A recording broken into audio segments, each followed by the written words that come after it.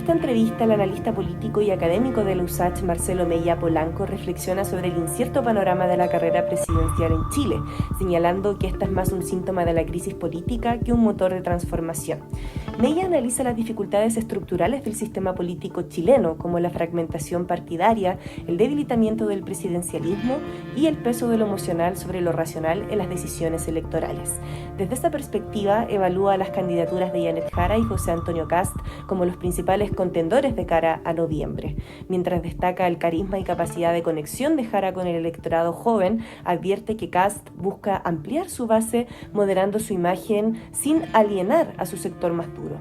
A juicio de Mella, el resultado dependerá de quien logre consolidar una coalición coherente y captar el voto del centro político. Todo esto en un nuevo capítulo de Conciencia Activa, como siempre, y por supuesto desde la librería y disquería popular de Recoleta, Recoletras, donde ya nos espera todo nuestro equipo. Así que vamos contigo, César Aboid.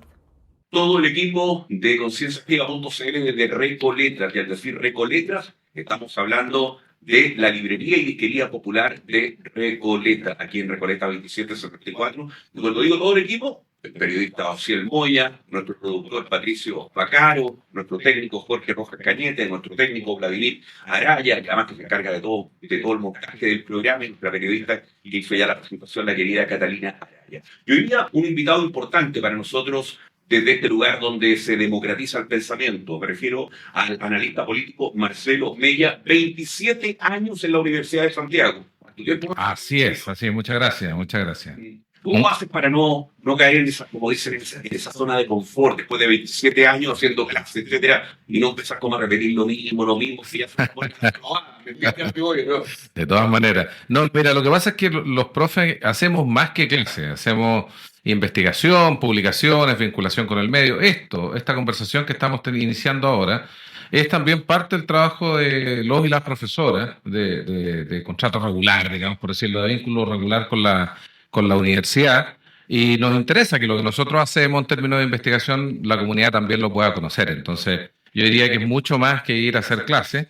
Y en la medida que tú tienes más vinculación con la comunidad, innovas más en las clases, no te repitas menos. Entonces, de alguna manera, es bueno, digamos, estar en contacto con el Chile real, con los problemas de la comunidad, porque eso es un impulso para hacer investigación también novedosa. Y como analista político, ¿dónde haces clase dentro de la Universidad de Santiago? ¿A qué curso? ¿A qué carrera, etcétera? Yo soy director del Departamento de Estudios Políticos de la Universidad de Santiago. Claro, yo hago clase en pregrado, hago todo el año clase, y el posgrado del Magíster en Estudios Políticos Aplicados también hago clase. ¿Hay alguna responsabilidad, sientes tú, entre universidades tradicionales como la que tú integras, la Universidad de Chile, por decir la Universidad Católica, con este boom que se ha dado hace tantas décadas en nuestro país de universidades? Hoy día, ¿qué diferencia hay, por decirlo de alguna manera, entre un alumno que estudia en la Universidad de Santiago, por ejemplo, o quien estudia en la Universidad Finisterra, la Universidad de Portales, la Universidad Adolfo Ibáñez, la Universidad de las Américas? ¿Tú me entiendes a dónde voy? Sí, yo diría que lo que cambia y lo que diferencia a las universidades privadas nuevas y a las tradicionales, y particularmente a las estatales tradicionales, es el tipo de experiencia que los estudiantes tienen al momento de estar en la universidad, al momento de hacer su pregrado. La Universidad de Santiago, ex UTE, tiene una tradición histórica muy rica, muy potente, ¿no? Ahí hubo formación de profesores durante el siglo XX. Tenemos una escuela de ingeniería que es de las principales del país, y tenemos además un campus que es un campus único, donde ahí está todo el universo, toda la diversidad de la USACH en un mismo espacio físico. Eso es un patrimonio tremendo.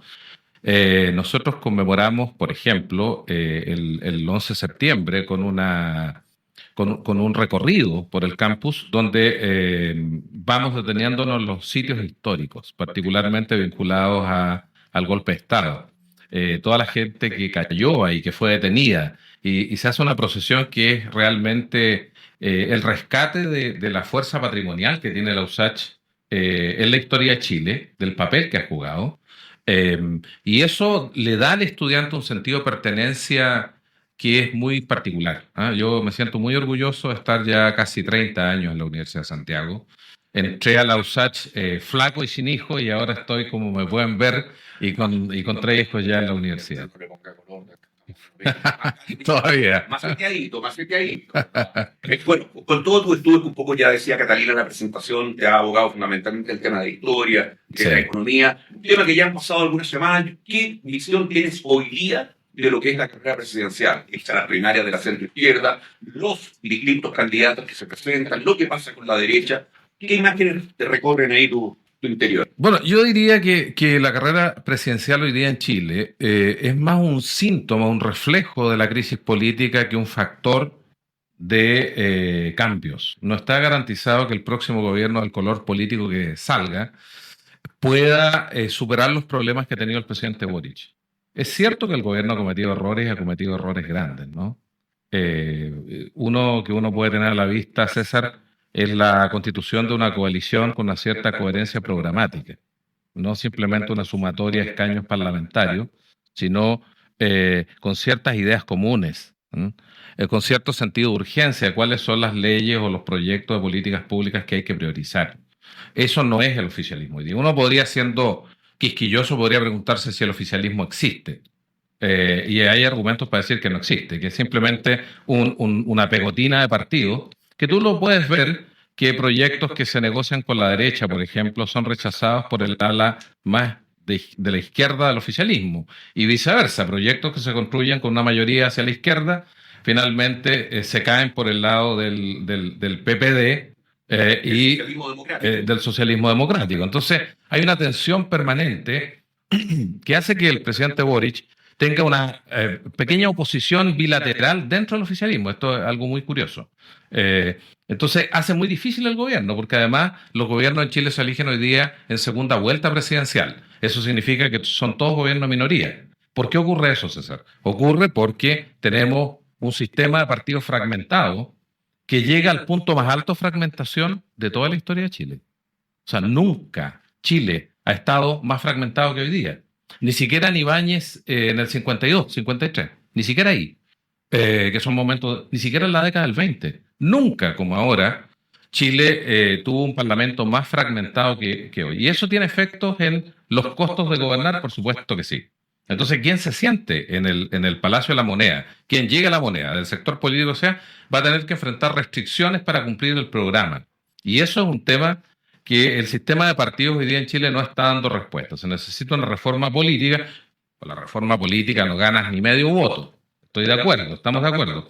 Pero que es indispensable para que un gobierno pueda tener menos desgaste, César, y pueda eventualmente tener un nivel de cumplimiento superior al que tienen hoy día el gobierno. Este fue un problema desde la presidenta Bachelet 2 en adelante que los gobiernos han tenido.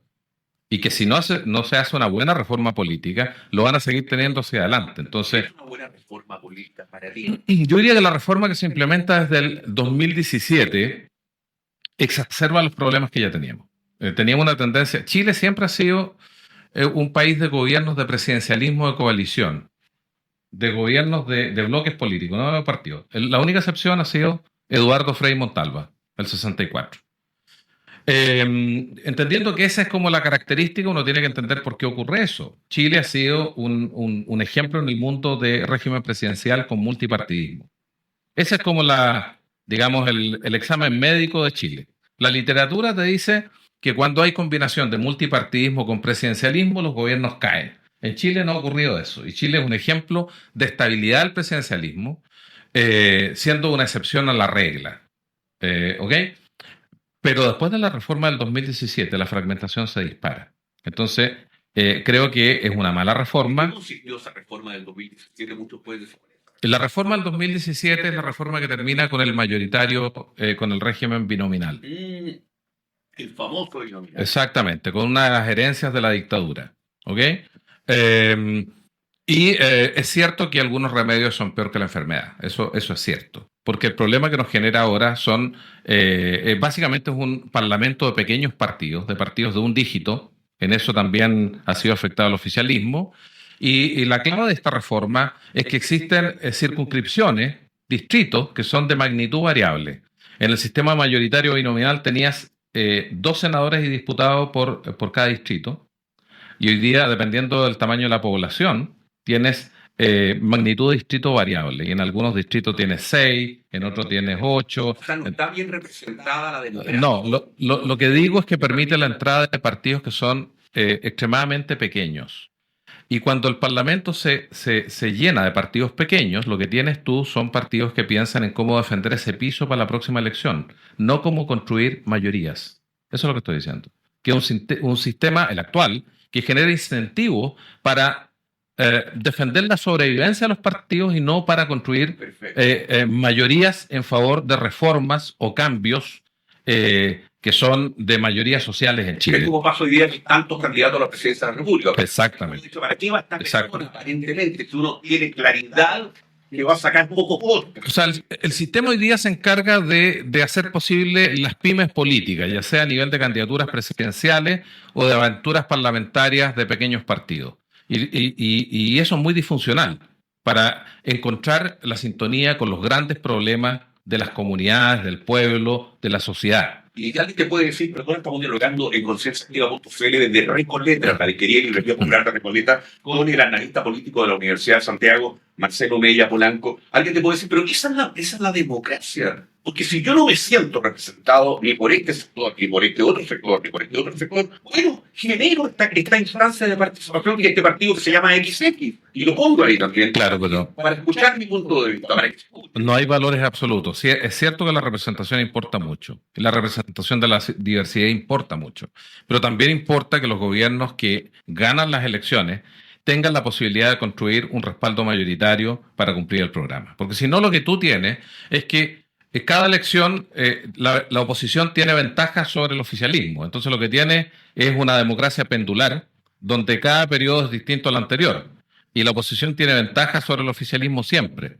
Y en función de eso cuesta mucho encontrar los grandes problemas nacionales, aquellas cuestiones que requieren una preocupación permanente de la clase política en Chile. Y cuando hoy día se habla, Marcelo, de que hay que reformar el sistema político, ya no estamos en 2017, ¿qué elementos hay para reformarlo? ¿Se ha hablado de cómo queremos reformarlo? Sí, hoy día la discusión está fundamental y no va a entrar en esta reforma. Hay dos elementos de la reforma actual que está tramitando el gobierno. Uno que es un dispositivo antidiscolaje.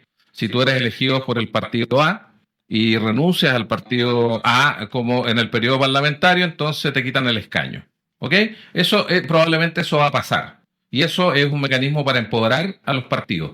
Incluso se ha hablado en los últimos días de volver a la disciplina de partido, que en ciertas leyes, cuando el partido necesita alinear a sus parlamentarios, se va a establecer una orden de partido, de acuerdo a lo que se está proponiendo, y el partido va a poder obligar a los parlamentarios a votar en una dirección, que es muy distinto a lo que hemos tenido desde el año 90, César, porque tú le preguntas a un parlamentario, un senador, un diputado, ¿cómo va a votar usted respecto a esta reforma? Mire, lo voy a pensar en la noche, lo voy a pensar con la almohada, ¿no? ¿Pero qué es eso? Mando un WhatsApp y con el presidente. Exacto. Y si saliste elegido con una lista parlamentaria, el sentido común te dice que tiene que votar consistente con eso, ¿no? Es un poco más la historia del siglo XX de los partidos en Chile. Se quiere volver a eso. Lo que no va a pasar, César, es la barrera umbral del 5%, porque la barrera umbral del 5% es una norma que existe en prácticamente todas las democracias y a través de la cual los partidos que no alcanzan el 5% en la última elección parlamentaria desaparecen. Eso le pasó al histórico Partido Liberal en Alemania en la última elección. Y nosotros vimos por la televisión cómo el presidente del Partido Liberal casi lloraba en los programas de televisión y anunciaba que se iba a ir para la casa porque no habían alcanzado el umbral, el 5%, y se iba a disolver el Partido Liberal. Me quedé pensando, Marcelo, cuando tú decías esto de las pymes políticas.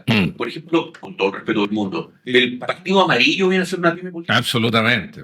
Partido, por ejemplo, ni siquiera creo muy pyme, un proyecto personal, ¿no? Demócratas y amarillos son proyectos personales. Uno entiende que pueden haber disidencias dentro de la democracia cristiana que hacía imposible que ciertos militantes con visibilidad nacional pudieran continuar dentro de este partido histórico, pero claramente son proyectos personales. Y si tú me preguntas a mí si la democracia es más sana, yendo a tu interpelación anterior, con pequeños partidos que expresan una diversidad, yo no tengo duda que demócratas y amarillos expresan una diversidad, pero creo que frente a esa diversidad la obligación de la clase política es garantizar que los gobiernos tienen condiciones para cumplir su programa. Y eso es más importante que eventualmente la señora Rincón vaya como candidata presidencial. ¿Quién es Marco Enrique Ominami? Ya que estamos tratando de dilucidar cosas en concienciaactiva.cl desde Recoletras, en esta oportunidad con nuestro invitado, el analista político Marcelo Mella Polanco. De verdad, ¿qué es políticamente? Porque de repente Marco Enrique Ominami ofreciéndole un estadio a la Universidad de Chile. Yo te estoy contando lo que a mí me pasa. Marco Enrique es un tipo de izquierda, parece, pero parece que bien acomodado en el sistema. ¿Quién es Marco Enrique Ominami? Bueno, en esta elección, partí esta conversación diciendo que en buena parte esta elección se la puede entender como una crisis, como la prolongación de una crisis, y no como un momento necesariamente en el cual vas a salir de la crisis. Marco Enrique es un tipo de liderazgo que funciona en esa matriz, ¿no? Hay una crisis no resuelta, hay una declinación de los partidos tradicionales, pero no hay partidos ascendentes. Y en función de eso, el reemplazo de la vieja clase política en Chile no se ha producido. Viene crujiendo desde el año 2011 con las movilizaciones estudiantiles, pero todavía los que tienen que morir no mueren y los que tienen que nacer no han nacido. En esa lógica, políticamente Marco Enrique? En esa lógica hay liderazgos como el de Marco Enrique que buscan instalar una ruptura, un nuevo eje de distribución del voto, que no es la derecha-izquierda tradicional, tú lo dijiste muy bien, ¿no? No es un plano cartesiano donde allá están los que votan derecha y acá están los que votan izquierda, sino es un plano diagonal o ortogonal, como dicen los ciúticos, ¿no? Donde lo que se busca es instalar aquellos temas que revuelven el escenario político y le permiten capturar votos de derecha y de izquierda. Pero eso tendrá que ver, querido Marcelo, con lo que ocurre hoy en la lógica del votante chileno. Dime tú si estoy equivocado. Que se desvinculó con los partidos. No, esto de que los de izquierda votan por la izquierda, que son un sector. Los de la derecha votan por la derecha, pero la gran mayoría vota por cosas así. Prometió el estadio, pasó por mi casa y es tan simpático. La vi ayer en televisión y me emocionó cuando contó la historia de su hija chica. Me tiraron, la vecina me contó que es muy buena gente porque estuvo casada el primo de ella con no sé qué persona, o el primo de él. Las votan así por temas emocionales. Alguien va a un programa de Don Francisco y ahí se define gran parte de la política chilena porque con Don Francisco conversando, porque él dijo, señaló y me emocioné. Bueno, así es. ¿No tiene que ver esa lógica? Así es, y así es la democracia en la medida que las nuevas formas de comunicación, las nuevas tecnologías son más importantes a nivel social. Cada vez más se impone el voto emocional y el voto racional es menos relevante. En la década del 60 la literatura de la ingeniería electoral te decía, mira, los electores son esencialmente racionales y hay que generar incentivos para mover al electorado hacia allá o hacia acá.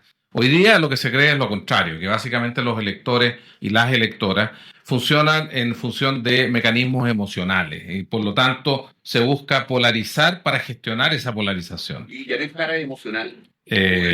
Lo que ha ocurrido con Janet Jara, que todos vimos lo que logró en las primarias de la centroizquierda. Yo creo que tiene elementos idiosincráticos. Efectivamente hay un sector amplio del progresismo que se siente identificado por la candidatura de Janet Jara. Pero creo que al mismo tiempo también es un voto emocional, es un liderazgo carismático. Max Weber hablaba de la fuerza del liderazgo carismático.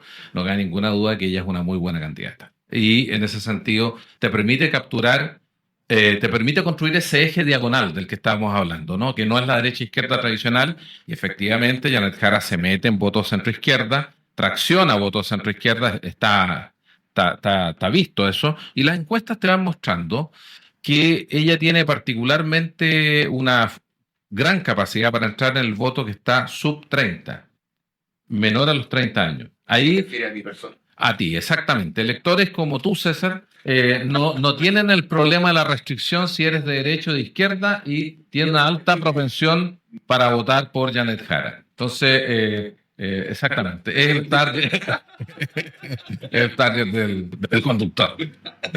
Conciencia activa con el analista político de la Universidad de Santiago, Marcelo Mella. Ya está, de verdad, ya es una cosa que ya está de mal gusto sacar el típico comunistas, Cuba. Oye, no, bueno, déjame decirte eso, que yo lo dije en un par de paneles anteriores. Creo que es una pésima estrategia. En primer lugar, porque la gente como tú, menos de 30 años, no le significa absolutamente nada. Y eso, mira, desde la cadena hasta la encuesta más progresista muestran ese fenómeno. Los electores menores de 30 años no les dicen nada. ¿Ocupan entonces todavía? Bueno, porque... ¿Cómo lo entiendes tú? Bueno, Porque porque los sectores de la derecha que han utilizado esta estigmatización respecto de liderazgos comunistas son personas mayores, hijos de la Guerra Fría. Marcelo tienen asesores, me imagino que hay asesores que Bueno. dicen, oye, tal, opina esto, tírale por acá. Bueno, pero Pregúntale esto. sí, pero eso está en retroceso, creo yo, y creo que si bien es cierto, va a haber una campaña de cara a la primera vuelta entre principalmente José Antonio Kast y Janet Jara de alta polarización, creo que va a propender a poner los temas por delante y no la etiqueta de comunista versus fascismo. Yo creo que si los asesores le recomiendan a Kast que lo que hay que instalar acá es una comunicación anticomunista, y si se quiere recrear la guerra de Alemania en 1945, les va a ir mal. Eso lo creo firmemente. No es una cuestión de opinión. Los datos muestran que esa referencia histórica hoy día a la gente joven, a la La gente... inteligencia que ha tenido Janet Jara. Sí, eso no tiene... Estas cosas, digamos. Exactamente. A propósito, ¿qué es un asociado que yo mismo te estoy preguntando por el candidato y esto? Pero ¿cuál es el proyecto de sociedad real que tiene para ti hoy día Janet Jara o el señor Kast o la señora Matei? ¿Qué pasa con ellos como presidente y lo que pueden hacer con un parlamento en contra, etcétera? Yo creo que hay dos desafíos para Janet Jara. Lo primero es hacerse cargo que la democracia significa dignidad, por sobre todas las cosas. Como decía el presidente Alfonsín en Argentina, con la democracia se come, se vive, se educa. O sea, la democracia no puede ser solamente procedimientos electorales, tiene que significar una expectativa de mejoramiento de la calidad de vida de la gente. No estoy diciendo nada revolucionario, estoy diciendo una cuestión mínima. Es decir, las democracias no pueden funcionar bien con un índice Gini que está disparado. ¿Cuál es ese índice? El índice que mide la desigualdad. Chile siempre ha estado en los niveles más altos de América Latina, que es una región muy desigual. Y entonces la gente se pregunta hoy día por qué los niveles de inseguridad, de temor que tiene la gente son tan altos. Bueno, porque la experiencia de vivir en Chile para la gran mayoría del país, una experiencia de vulnerabilidad en la atención de salud, en la experiencia del trabajo, en la educación de los hijos, lo que tú quieras, pero hoy día la democracia en Chile tiene niveles de miedo, de temor de la población que persisten porque la democracia no resuelve aquellas cuestiones que son fundamentales para vivir con dignidad, que creo que es urgente que la política se haga cargo de eso. Repito, no estoy hablando de nada revolucionario, estoy hablando de sentido común. Y entonces, ese es un primer desafío para Janet Jara. Y lo segundo, creo... ¿Y por qué no es para Kast o para Matei? Pero es que déjame ir por parte. Y lo segundo que es indispensable para una candidatura progresista o de izquierda, como la quieras llamar, los nombres son engañosos también, pero para una candidatura de izquierda, tener una coalición que se constituya no como una sumatoria de parlamentarios, sino con cierto sentido común propio, que no es lo que tuvo Boric en esta legislatura. Para el lado de Kast, yo creo que él ha sido beneficiado por tener a un tipo muy duro a su derecha, que es Johannes Kaiser, de que de alguna manera ha permitido suavizar la imagen de José Antonio Kast. Entonces, si en la elección anterior... Pero él también se ha suavizado. Sí, claro, pero si en la elección anterior Kast daba miedo y por eso perdió la segunda vuelta, hoy día no da tanto miedo. Y hay mucha gente que en la derecha hoy día lo está pensando. Si vale la pena votar por Matei y correr el riesgo de una candidatura que no pasa a la segunda vuelta, o definitivamente apostar al voto útil y apostar derechamente en la primera vuelta por José Antonio Kast. Yo te digo que hoy día, si Johannes Kaiser se retira de la carrera presidencial, se retira con Kaiser, también Matei. Porque la diferencia entre Kast y Matei supera los 10 puntos en el escenario de un eventual retiro de Johannes Kaiser. Hoy día, quien salva a Matei y quien mantiene cierto nivel de competitividad, es decir, quien mantiene la posibilidad de Matei de pasar a la segunda vuelta o de alcanzar a Kast, es Johannes Kaiser. Mira los efectos indirectos de toda esta configuración. Y yo creo que para él el desafío es mirar hacia el centro. Para Kast, mirar al elector más de centro, al elector tradicional de Chile Vamos, y construir un proyecto que exprese esa moderación. Es decir, un proyecto... Lo he dicho cuando le pregunto por su amigo que está en la cárcel, violadores de los derechos humanos, si había visto este hombre que tiene como 400 años. Krasnov Marchenko. No, que no había visto. Bueno, ahí está el desafío. Y que a él le parece que, en todo caso, es un tema a discutir. Bueno, un tema a discutir que si las personas tienen más de 75 Sí, años, sí, sí. enfermas y no se reconocen al espejo. Habría que verlo como sociedad si vale la pena que estén en estos lugares. Bueno, ahí está el desafío, porque yo creo que el maquillaje y las peluquerías hacen milagros, pero no tanto. Este milagro no lo van a hacer nunca. No, claro, Difícil. pero te das cuenta, entonces tú puedes tratar de hacer una puesta en escena que te modere, pero finalmente José Antonio Caz es parte de un mundo, de una perspectiva política, y por lo tanto tiene límites para moderarse y para girar al centro. Ayer estoy en un café y escucho a dos mujeres hablando. Uno pone oreja por la formación profesional. Una le decía a la otra, y vuelvo, Marcelo, lo que tú decías de los problemas que tiene Chile, el miedo que hay en la gente. Este país se soluciona con una contralora como Dorothy Pérez y un presidente como Bukele. Antiguo. ¿Por qué? Y le decía, ¿y por qué ningún contralor antes hizo nada? Y él diga, mira esta mujer como está destapando, y me quedó el nombre de Bukele, el presidente de El Salvador. Dos personas en un café. Bueno, yo creo que está bien lo que hace la Contralora, hace su pega. La verdad es que el caso de las licencias era muy sencillo de indagar. Es una planilla Excel con dos columnas, una que pone el RUT de las personas y otro si han tenido licencias médicas, y tú haces los cruces y bueno, y sabes si han salido del país y todo eso. Pero mira, yo creo que la Contralora no va a mejorar la calidad de la democracia en Chile. No va a mejorar porque los problemas de los que estamos hablando, es decir, la capacidad de respuesta que tiene el sistema político respecto de la desigualdad en Chile, es el gran problema, el gran desafío para adelante. Ella lo que está haciendo es supervigilar el cumplimiento de la norma legal y está haciendo su pega, pero estoy convencido de que no es una tarea de una sola persona. Los gringos dicen, tienen una frase que es demasiado grande para caer. Cuando una persona se enfrenta a buenas o malas prácticas, pero que son prácticas instaladas, y cree que producto del liderazgo que ha alcanzado puede cambiar la realidad, habitualmente yo creo que tiene problemas. Entonces creo que no se puede depositar en la figura de la Contralora la esperanza de que todas las cosas funcionen bien en este país. ¿Y en Bukele? No, ¿Qué tipo Bukele? estamos hablando de democracia, y Bukele derechamente es un presidente que funciona en un contexto antidemocrático, y por lo tanto me parece que no cabe dentro de la comparación. La pregunta que creo que habría que hacerse es por qué buena parte del país valora como un liderazgo positivo a Bukele, en consecuencia que, y aunque algunas personas salten ahí al escuchar lo que voy a decir, Chile es uno de los países más seguros de América Latina, es uno de los países que tiene mejores indicadores de desempeño institucional, y mayor nivel de crecimiento. Entonces, lo que estamos hablando es el problema de la desigualdad, ¿no? El problema de la marginalidad, la vulnerabilidad social. Pero Chile no es un mal país dentro del contexto de América Latina. ¿Por qué Chile es el país que tiene mayores niveles de desconfianza y temor respecto a la clase política? Eso es un tema de investigación muy interesante. Estamos un poquito, creo yo, amplificando los problemas, y ahí creo que tanto los liderazgos políticos tienen su dosis de responsabilidad, pero también creo que los medios de comunicación tienen una cuota de responsabilidad por exacerbar cada 2 minutos. los temas de seguridad ciudadana. Marcelo, tú nombraste que uno de los temas claves de Chile de hoy es la desigualdad. Cuando uno le habla de desigualdad, mucha gente piensa que hay gente que gana millones y millones y hay otros que ganan 580.000 pesos. ¿Esa es solamente la desigualdad que tiene Chile? ¿O cuál es el tema de la desigualdad a la cual tú te refieres? La desigualdad es un problema multidimensional. Hay desigualdad entre jóvenes y gente mayor en términos laborales. Los jóvenes demoran demasiado tiempo en entrar al mercado laboral.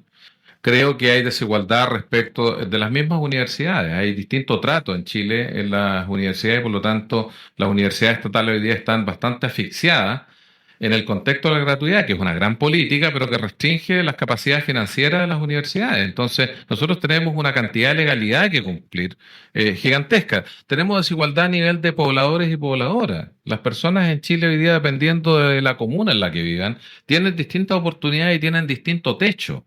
Y eso es completamente inaceptable. Hay desigualdades a nivel de grandes ciudades y regiones y pueblos chicos. Yo vengo de una pequeña comuna, que ya no es tan pequeña.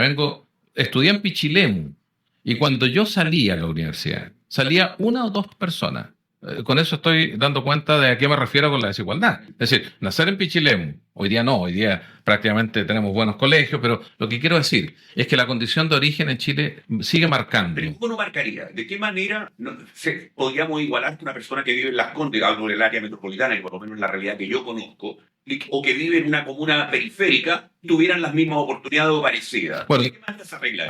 hay un tema con la calidad de los servicios. Es decir, es una cuestión fundamental que la calidad de los servicios, principalmente a nivel de comunas, sea algo equivalente. Las Condes tiene un sistema público, tiene una clínica de administración municipal que funciona relativamente bien. Sí. Y yo diría entonces que sí, yo diría que es un estándar que debiera ser una norma y no una excepción. Entonces, yo diría la calidad de los servicios a nivel municipal, salud, educación, deben ser equivalentes, ¿no? No tiene por qué ocurrir en este país que estudiando en un colegio público tú tienes un techo de cristal para desarrollarte en términos profesionales. Eso es algo violento. Es lo que los sociólogos llaman desigualdad estructural o violencia estructural. Entonces, si tú miras Chile, Chile es un país donde lo que primero aparece es la desigualdad. Desde que te bajas del aeropuerto hasta llegar al centro de Santiago, lo que ves es desigualdad. Interesa, pero a nadie le interesaba mucho arreglar eso. Sí, porque yo escuchaba a la ministra, paréntesis, antes de hacer esta entrevista contigo, leí una entrevista que le hizo la tercera a la ministra. ¿Qué cargo ocupa Camila Vallejo? La vocera, CGU. Sí. Mira, es importante apoyar a Janet Jara y todo para que sigamos con las transformaciones.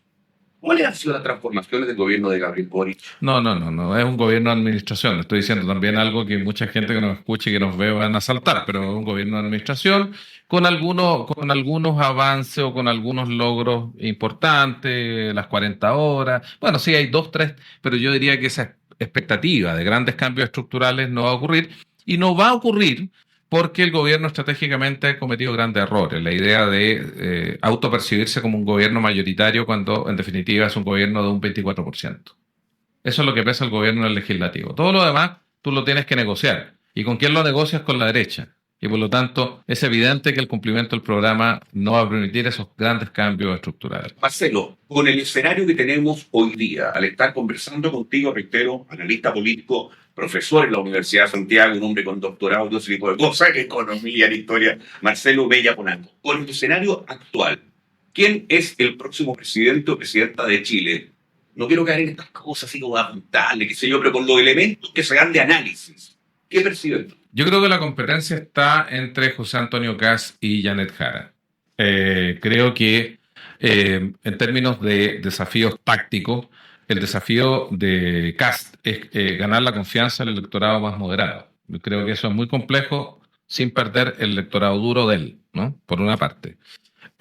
Y por el lado de Janet Jara, creo que el desafío, ella crece hasta el 30% con gran facilidad, 35%.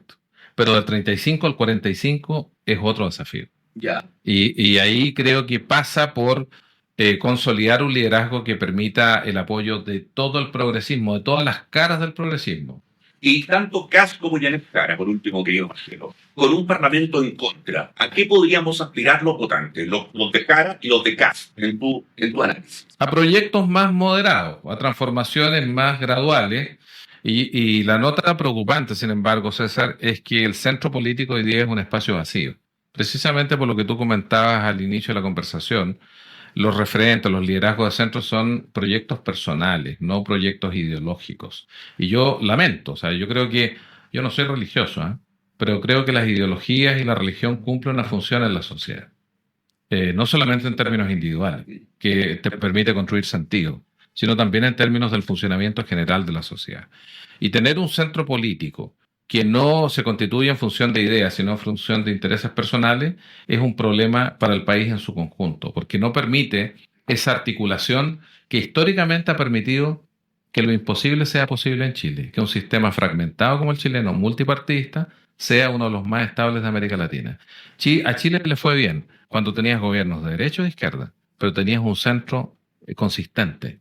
Tenías al Partido Radical fuerte, antiguamente en el siglo XIX al Partido Liberal fuerte, y tenías a la Democracia Cristiana en su momento. No porque el gobierno tenga que ser de centro, sino porque permite una cierta articulación para construir mayoría en el Parlamento. No, Marcelo, tú estás equivocado. Chile se vino abajo cuando se terminó la concertación, palabra del presidente Eduardo Frei. ¿Cómo así? A ver, explícame. Eduardo Frei, Ah, el expresidente. Chile se sí. vino abajo cuando se acabó la No, constitución. yo no estoy apuntando a eso, estoy apuntando a que en las actuales condiciones ningún gobierno tiene expectativa de salir en primera vuelta. Primero, si no tiene expectativa de salir en primera vuelta, son gobiernos del 30% al 25%. La posibilidad de que no sea un gobierno de administración supone constituir una coalición que permita construir voto mayoritario dentro del Parlamento. Si no es así, para la casa. Si uno espera que el próximo gobierno sea un gobierno de partido, un gobierno mayoritario, un gobierno de un 55%, eso escapa a cualquier consideración de realidad. Pero ¿qué piensas tú de lo que dijo Eduardo Frei, expresidente de Chile? Que Chile se vino abajo, porque te la dejé en bandeja para que hiciera algo. Lo que pasa es que hay una visión completamente ausente de autocrítica de los viejos liderazgos de la concertación, César. Y en parte ese es nuestro problema. Yo dije en algún momento, lo que tiene que morir no ha muerto y lo que tiene que nacer no ha nacido. Eso no es una idea mía, no es una frase mía, es una frase de Lenin, ¿no? Y yo creo que en parte la nueva izquierda en Chile no ha sabido superar, quizás por pretensiones exageradas, estoy hablando del Frente Amplio, no ha sabido dejar atrás a esa antigua concertación o a ese antiguo referente político de los 90, que cumplió su rol histórico, pero que hoy día derechamente no tiene nada que aportar. Y la principal muestra de eso es cómo le fue a Carolina Toá. Carolina Toá es el reflejo de que la solución del progresismo no está en mirar hacia atrás, hacia los 90 años, o sea, a la década del 90. Sea cual sea la opinión que tú tengas respecto a los 90, hoy día no constituye capital político la década del 90. Marcelo, ¿dónde la gente puede leer alguna columna tuya, enterarse de tus trabajos como analista político? Marcelo Mella Polanco, profesor de la Universidad de Santiago. Bueno, yo escribo habitualmente en CIPER, así que hay una larga colección de columnas mías desde el 2018. Yo seguí muy de cerca el estallido. Y yo diría que es el lugar donde publico más frecuentemente. También hay algunas cosas en la BioBio, pero mucho más esporádico. Ahí me pueden encontrar habitualmente. Tengo cosas en la tercera también, pero bueno, ahí eso. El espacio permanente, Ciper Chile, ahí me pueden encontrar. Y en Radio ADN, que estoy todos los viernes. Todos los viernes, perfecto. Sí. Los que quieran saber tu salario, entre a la transparencia, ¿no es cierto? No, eso es un salario realmente de un trabajador y me pueden buscar en Transparencia USACH. Muchas gracias por haber estado aquí en este lugar de pensamiento crítico, como es la disquería y librería popular de Recoleta, en otro capítulo que hemos hecho de concienciaactiva.cl.